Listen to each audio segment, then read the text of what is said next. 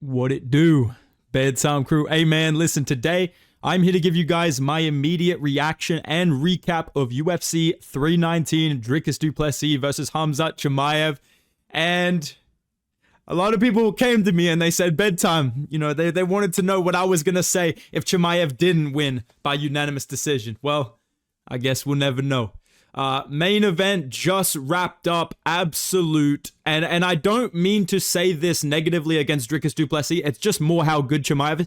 Absolute domination in the grappling. You can say whatever you want about how boring that fight got towards the end of it. I will say that. The fifth round was pretty entertaining. The first round, obviously, my heart was beating out of my chest. But it's not just about the entertainment factor of the fight. It is just purely what happened, and Dricus du Plessis got dominated in the grappling. Chimaev won every single round on the judges' scorecards. I didn't agree with that. I'll talk about that when I get to round 5. But starting off in that first round, I knew that Chimaev was going to shoot early on. And I was interested to see what Dricus du Plessis was going to do offensively. I thought that Chimaev was going to win this fight by unanimous decision. And I thought that Dricus du Plessis would just get taken down off his blitz just over and over and over again and get controlled. That's pretty much what happened. In the first round, Chimaev shot within 30 seconds. He dropped to his knees and then turned the corner and got the takedown. DDP did threaten the guillotine twice in that first round. I thought that was a good idea from him, but it did put him on bottom side control, and he ended up in the crucifix, which was a position that he ended up a lot in this fight, in that Molly McCann fucking crucifix. He was patient off his back. Like, he did well to kind of control Chimaev's posture and not get hit with big ground and pound. And he did give up his back for a second at the end of the first round, but he did well to reverse position, and he jumped to Gilly again and ended up on bottom. So, second round, DDP did well to kind of sprawl on the shot, but he turned and he pulled his leg away and kind of went towards the cage, which is not incorrect to do, but Chimaev just fucking sprinted right at him, got on his back, and spent the entire round Colby Covington maxing. I knew this reminded me of something. I was like, oh damn, this takes me back to prime Colby Covington, man. Just hands around the waist, kneeing to the thigh, kneeing to the ass. Just absolute domination. I love that commentary. He's like, dude, 10-8 Chimaev. He's just holding DDP against the waist, kneeing him in the thigh. Like, I'm never gonna get on here and be like, dude, Chimaev 50-42, bro. He won the second round clearly. A lot of control time. He was very patient, and the reason why he went to the distance quite easily is because he was really patient in terms of jumping the back and putting hooks in. He wasn't just rushing to try and submit DDP. He respected DDP's grappling, and I think the physicality and the explosiveness and the heart of DDP was a big reason why Chimaev just focused on just controlling him in that second round. In round 3, this was a dominant round. This was the only round I felt was a 10-8. He dumped DDP with the double leg. He passed the guard really fucking easily. Like, immediately passed from full guard, half guard, side control. And DDP basically had nothing from side control. And he got put in the crucifix. He got cut open with some elbows and some punches. And at the end of the round, Khamzat almost just kind of like, oh, whatever, 10 seconds left. Just kind of lets DDP wrestle up and threatens a Das choke. So I had it 30-26 Khamzat through 3 rounds. The fourth round I gave to Chimaev because he took 0 damage. DDP tried to land a knee up the middle. He did land a clean right hand at one point. But Chimaev just took him down again, passed to side control, got the body lock, holding him while Dricus is on his knees, kneeing him in the thigh. And then fucking Mark Goddard, bro. Fucking Mark Goddard. I don't know whether the kid's on drugs or what. Mark Goddard just randomly gets bored and starts standing these guys up. Sorry, buddy, that's not how it works. Chimaev just takes him down again immediately because he's clearly fucking out-grappling him. I know it's not a one-to-one comparison, but, the fucking ref stand-up of Chimaev when he's dominating DDP, just controlling him, big broing him basically in the grappling. It's as if, like, it's almost like if they were striking the whole fight and the ref was like, stop, stop, stop, and put them on bottom position just to mix things up a little bit. Like, it just felt very like the crowd's booing, I should do something. But Chimaev completely nullified that shit, took him down again, won the fourth round. So I had it 40-35 going into this fifth round. And I had the Chimaev by 49-45 scorecard. That's what I feel ended up happening. Because in the fifth round, I did think that Dricus du Plessis did a very good job of standing his ground, trying to land big shots on the feet. He landed a nice double jab cross down the middle, defended a couple of takedowns from Chimaev.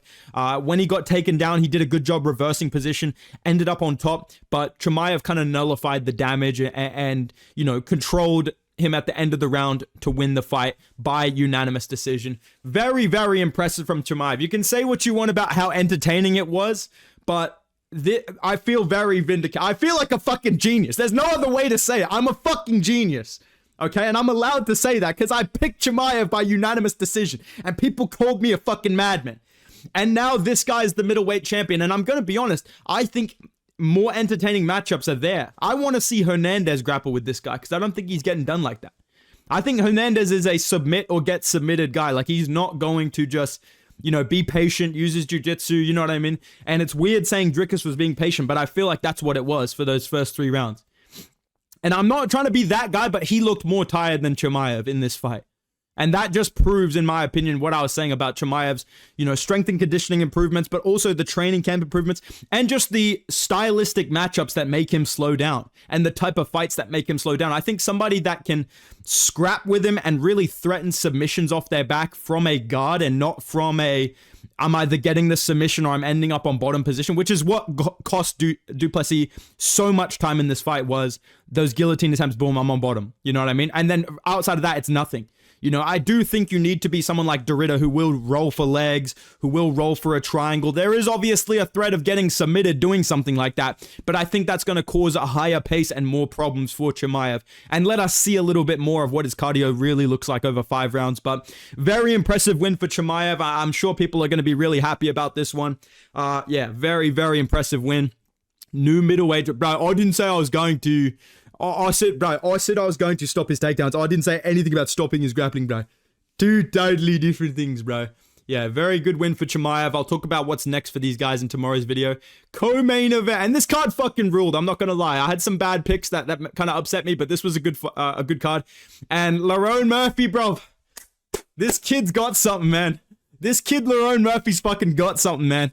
We didn't get just 1 spinning elbow knockout. We got 2 highlight reel spinning knockouts via elbow in this card. And the second one was Lerone Murphy flatline KOing Aaron Pico. They all said I couldn't do it. Look at me now. Pound for pound, #1 featherweight contender. That's what Lerone Murphy said on the mic, guys. Lerone Murphy, this kid's a fucking problem, dude. This guy's the future of the sport. I feel kind of... I'm not going to lie. I'm not trying to be that guy. Aaron Pico did better in this fight than fucking Pitbull and Patchy Mix have done in their past 2 fights.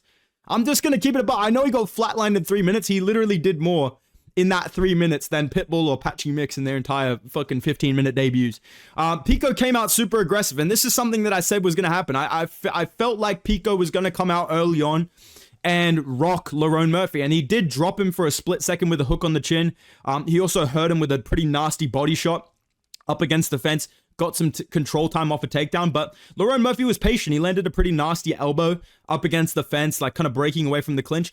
And Murphy was just patient. Like he started to kind of find his range with counter elbows and front kicks to the body. He did a good job of just being patient to get back up from being taken down. And then out in the open, once Lerone Murphy started finding the jab, I saw him kind of rock Pico with the jab for a second. I think this was the turning point, was he started to kind of find his jab. He was landing front kicks to the body. And I think that meant he had a really good read on Aaron Pico's timing, because Aaron Pico was pressuring really heavy and it became a weapon used against him. Lerone Murphy countered him. Aaron Pico kind of stepped off to the side. It looked like he was doing like a pad work drill. Like he stepped off to the side, squared up really hard with Murphy, and ran right into a spinning elbow. Got fucking flatlined out cold, man. Oh my days. Lerone Murphy, oh my days. This guy's gonna fucking sleep Volk. I'm actually scared for Volk now, bro. Okay. I'm not gonna make fun of this guy anymore. He's actually pretty good. Lerone Murphy by knockout. Respects. I picked him to win by decision. I'm very happy that I got this right. Lerone Murphy, this kid's the future of the fucking sport, man. All right. Featured fight of the night. The second spinning elbow knockout of the night. Carlos Prates defeats Jeff Neal by flatline spinning elbow knockout. We got 2 of them back to back. And the beautiful part of this was a great fight before that happened. Both these guys landed some nice shots. Jeff Neal was landing some good left hands down the middle, but I think Prates set this elbow up really, really well. I really feel like this was a Fighting Nerds game plan moment where he just set this up really, really sneakily throughout the fight. And it's one of those things that hit me after the finish. I was like, oh, wow, he did set that up, because at the start of the fight, the first thing Prates threw was a spinning back kick to the body. He threw a spinning heel kick up top out in the open.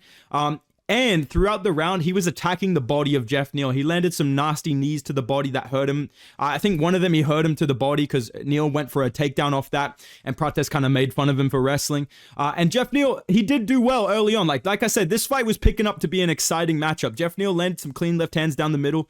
But I think the biggest thing that led to the knockout was the spinning feints from Carlos Prates set it up. The body work kind of dropped the hands of Geoff Neal a little bit. And I also think that Geoff Neal had a really hard time cutting off Prates, which is what we've seen from him against guys like Ian Gary and, even Shavkat Rakhmonov and Wonderboy especially. He has a hard time cutting off people that are a bit longer and a bit rangier.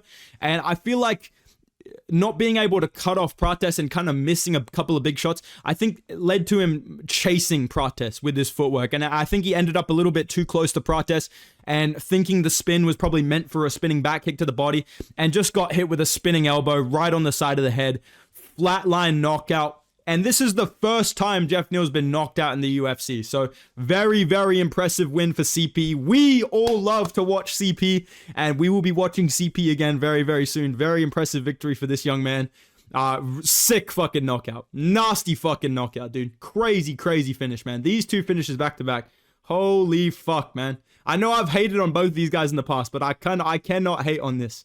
That was sick. All right. This second fight of the night, Geoff Neal. Yeah. Congrats, MVP. You won, dude. Congrats, bro. Good work, MVP, man. Really, real barn burner there, bro. I got to talk about the commentary on this entire card. I'm not going to talk about it for this fight because it's going to make me sound biased. I'll talk about it on the prelims because that's where it was really, really bad. But MVP wins by unanimous decision, 29-28. First round. Oh my day. The way MVP fucking emotes at range. Oh my goodness. I counted. He landed one jab. He landed one right hand as Cannonier was throwing a leg kick, and that caused a knockdown. It looked like a slip as well, but I'm not going to say that. MVP, I will give him some credit. Okay, I know I kind of hate on his style, and I think he's a little bit boring, which I think he is, and I'm not changing my opinion on that.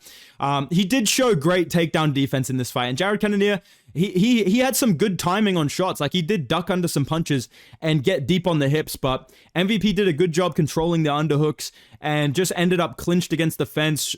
And, he did get taken down in the second round. He showed a really good ability to just get straight back up.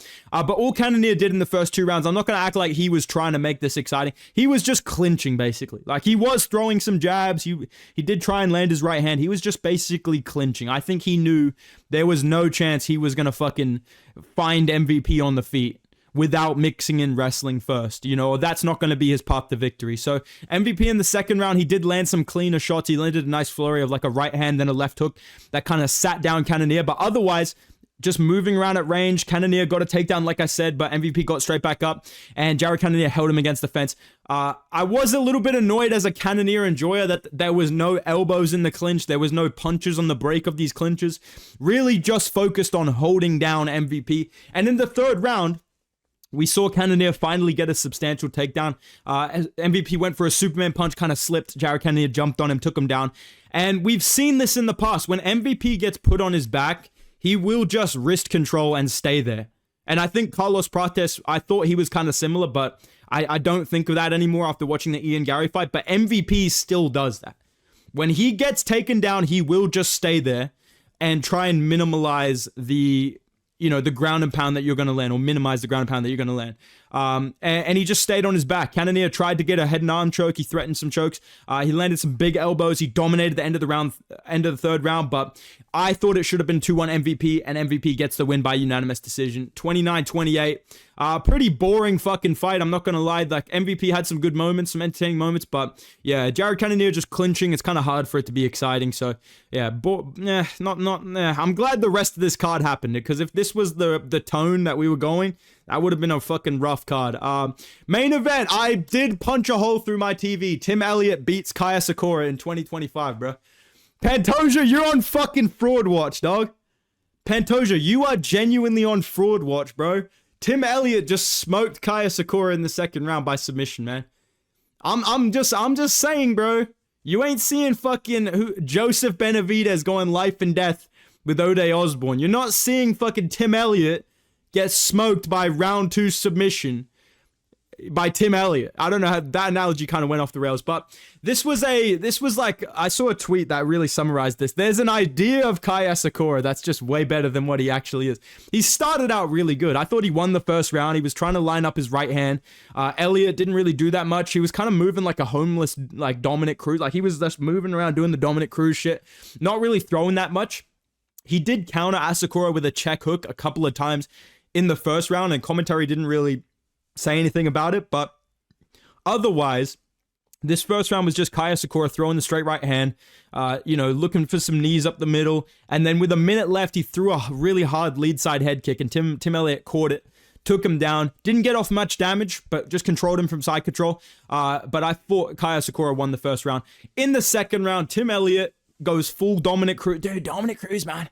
Dude, this is why Cruz is the fucking GOAT, man. He's moving up the GOAT spot after this Tim Elliott win, dude. Tim Elliott makes him miss, lands that left hook a little bit more and more, starts to get more aggressive because Kaya Sakura seemed to get a little bit more hesitant from the takedown at the end of the first round. And pretty much as soon as he opened up, he did get taken down.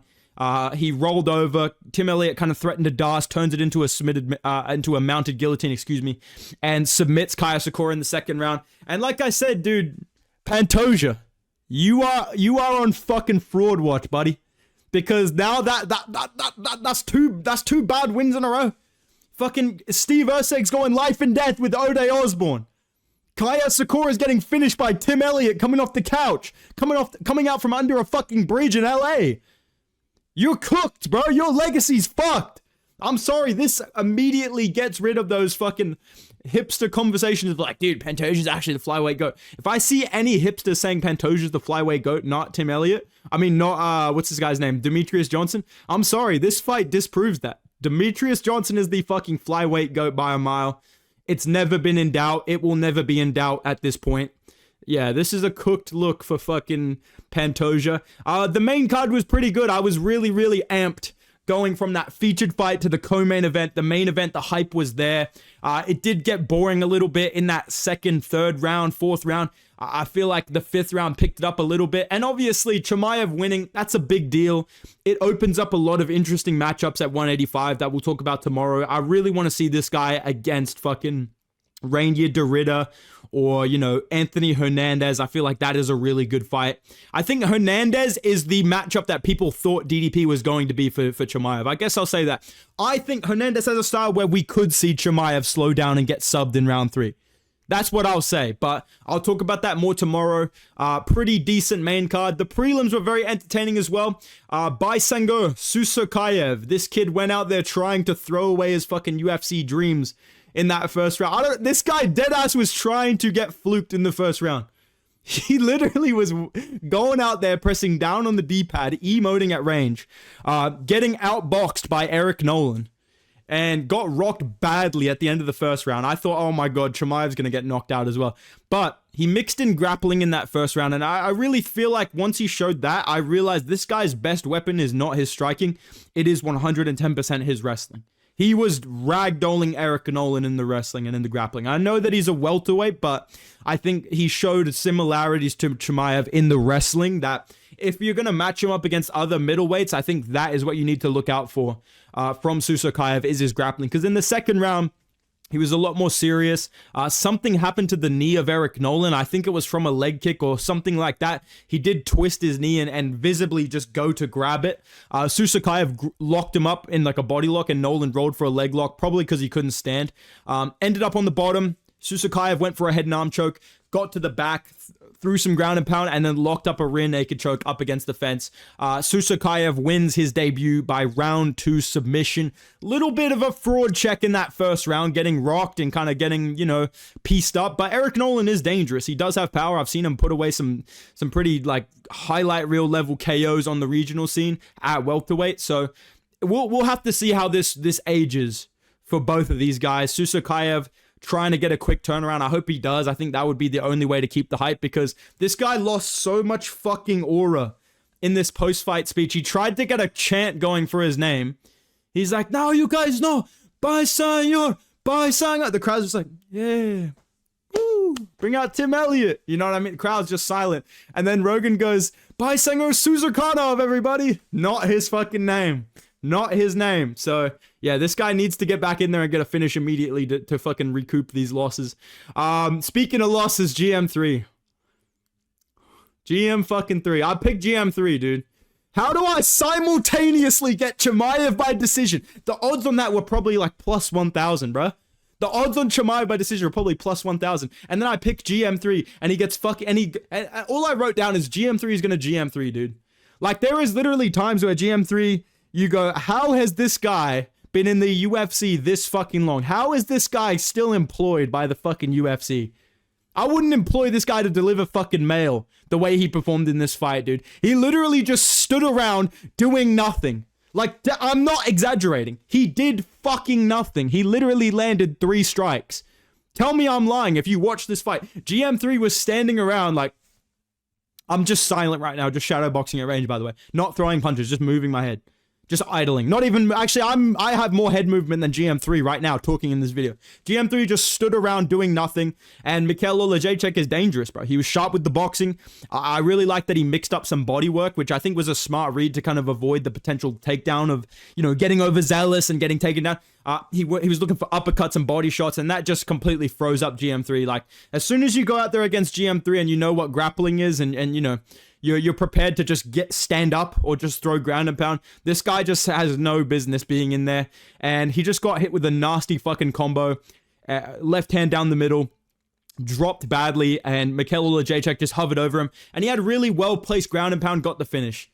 So Mikhail Olajaychuk wins by knockout round 1. We knew it was a possibility. The GM3 army, we knew this was possible. But the sad part, the funny part about GM3 is... He's going to come back in 3 months against Suzerkayev or something. Like, yeah, yes, dude. He's going to come back against Suzerkayev. I'm going to get on the video. Nah, dude. GM3's fucking dog shit. He's washed. And he's going to submit Suzerkayev by round 3 finish. Like, that is what GM3 fucking does, dude. He heard the rumblings. We're like, oh, maybe GM3 by sub. He heard the rumblings. Now he's going back to fucking hardcore territory where you clearly don't pick this guy that has no business being in the fucking cage. And then he flukes a win and people are like, dude, imagine not picking GM3, man. That is what this guy does. So yeah, Mikhail Olajaychuk wins by knockout. Fuck me, dude. Fuck's sake. That's what I was thinking, bro. Fuck's sake, man. I wasn't surprised. I was just disappointed. This fight was actually sick as well. I did go on a ramble in my prediction video. Listen, the prediction video is hit or miss. I went 6-6, perfectly balanced, like Thanos, dude. I used all my power on that Chimaev main event, okay? But I did say one thing correctly in that video, and I said that there is always a random WMMA war on the prelims on basically every single card, and this was it. They both put on a great fight. Lupi Godinez's boxing looked great. Andrade showed great takedown defense throughout the fight. The blockhead mentality blitz was exciting. She had some great moments in round 3.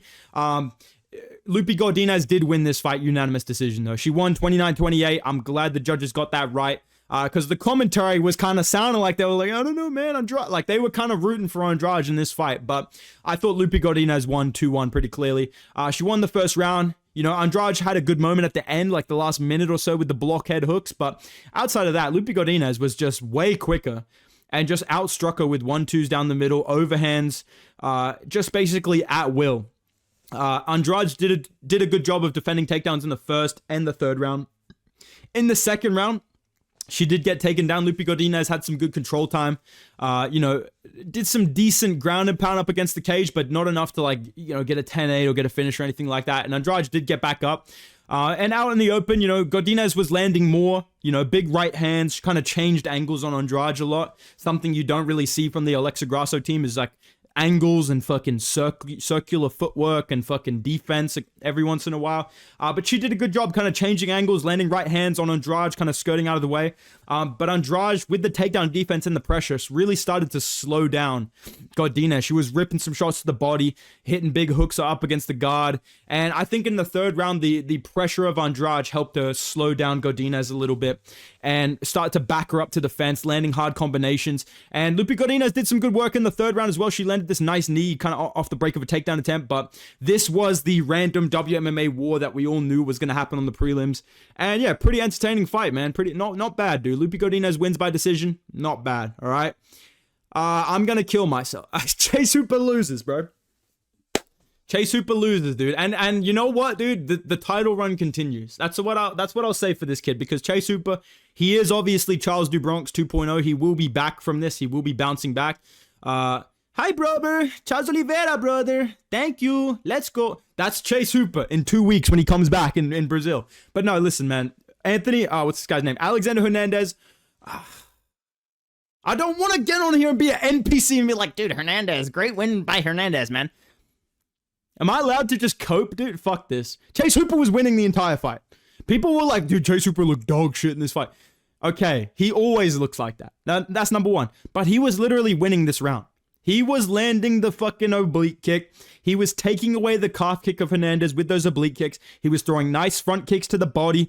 He landed a nasty head kick at the start of the round that kind of did a little bit of damage under the eye of Hernandez. And I feel like he was starting to, find his range. I think Hernandez was starting to time him a little bit. And I think at the end of that first round, we saw that timing. And this is what I said in the prediction video. It did age perfectly well, just not the rest of the prediction. Hernandez, from that orthodox stance, landed a right hand as Hooper was coming in with the jab, probably looking to follow up with the right hand down the middle. Hernandez just cut a tiny little angle, and every time he switched stance between southpaw and orthodox, when he went to orthodox, he was his most dangerous. And I think Chase Hooper kind of failed to read that, and that got him caught because he went into range, really kind of rushed into Hernandez as he went orthodox, and Hernandez timed him with a big right hand over the top, dropped him bad, and Chase Hooper did try and wrestle, but he just couldn't recover. I saw some people saying early stoppage. I don't agree at all. I think that Alexander Hernandez did finish him at the end of that round. Chase Hooper was done.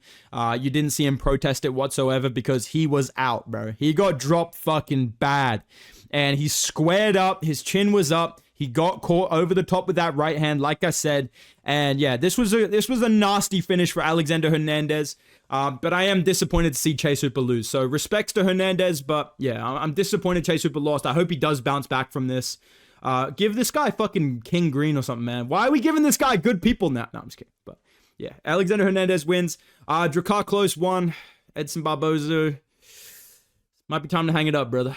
But dude, this is what I'll say, okay? This is what I'll talk about with the early prelims, because I know you guys don't really care that much about the early prelim breakdown. I will break down this fight, but this is what I have to say about these prelims. The commentary on this section specifically was complete and utter fucking dog shit. I don't know what they were doing in the booth during Carini Silva and Deontay Barboza and Barboza versus Drakkar Klose, but these commentators were so fucking biased. They were literally rooting for Drakkar Klose and Deontay Barboza the entire fucking time. It was so painfully bad that I started muting it during this part, and that's crazy that I said that, and then I check IG stories and my goat fucking JDM is saying the exact same thing. But in this fight, I thought Barboza won the first round. Commentary acts like Drakkar Klose fucking dominated him in the first round. Because I thought Barboza was being more accurate with some nice, some nice body punching, some nice knees to the ribs. He landed some good leg kicks at range. Klose was blitzing kind of aggressively, but his chin was starting to come up. And, he did land a nice left hook at one point, but every time he blitzed, he would just kind of miss a lot of them, end up clinching with Barboza and get held against the fence. So I gave that first round to Barboza just based on the clinch control and the knees to the body. Klose was doing a good job with these foot stomps and these heel kicks to the thigh. And I just want to say for anybody that doesn't train, these fucking hurt, dude. Those suck, bro. When somebody's putting a heel in your fucking calf or your thigh, it's actually so painful.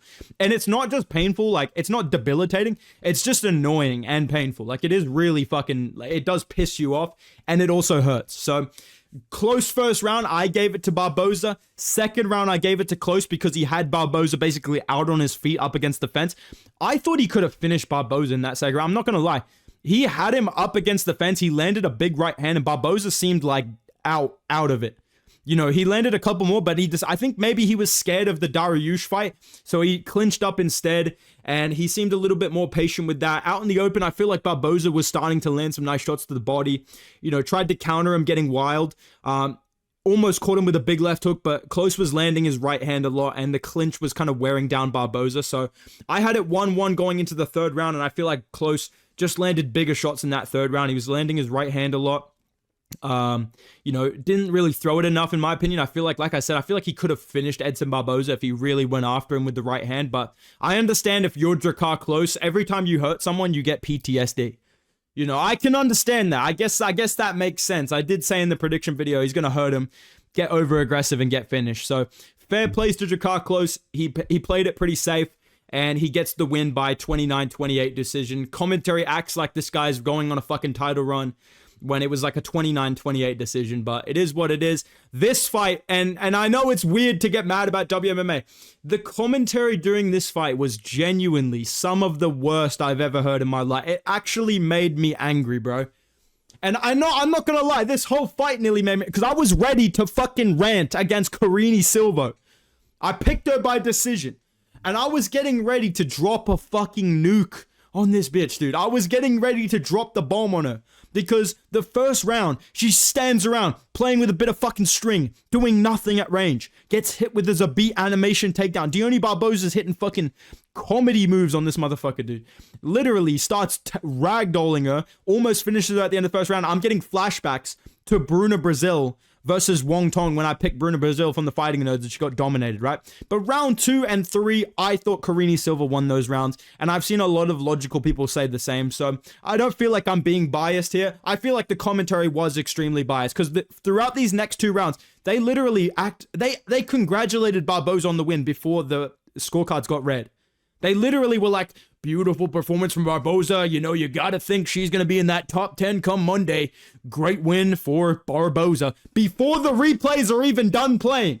And they only showed replays of round 1 and round 2. I wonder why. Because in round 2, nothing fucking happened from Barboza. They showed replays of this motherfucker like threatening, getting a takedown. And then she immediately got put in a sub attempt. That's dead ass. They showed a replay of her getting a takedown. She immediately almost got submitted. Barboza did nothing. No damage. Got a takedown. Immediately got put in a fucking submission attempt. Rogan was nerding out. It's actually called the Dead Orchid.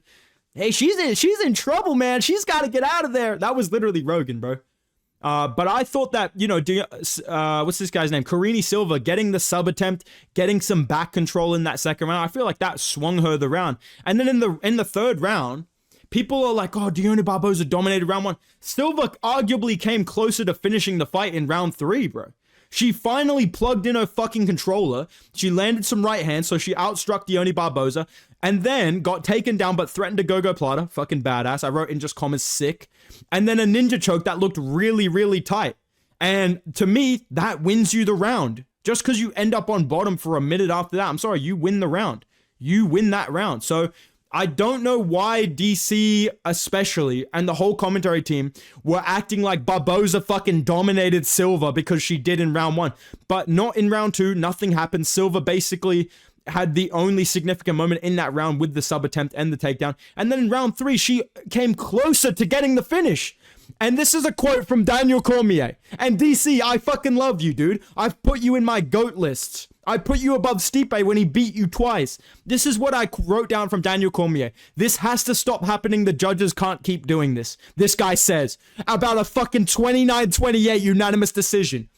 Look at the fucking stats on screen and remember the fact that Deone Barboza did literally fucking nothing in round 2 and nearly got finished in round 3. And this guy has the nerve not only to say, oh, you know what? I thought Barboza won it, but fair play to self. No, dude. He gets on the commentary and he says, this has to stop happening. These judges can't keep doing this.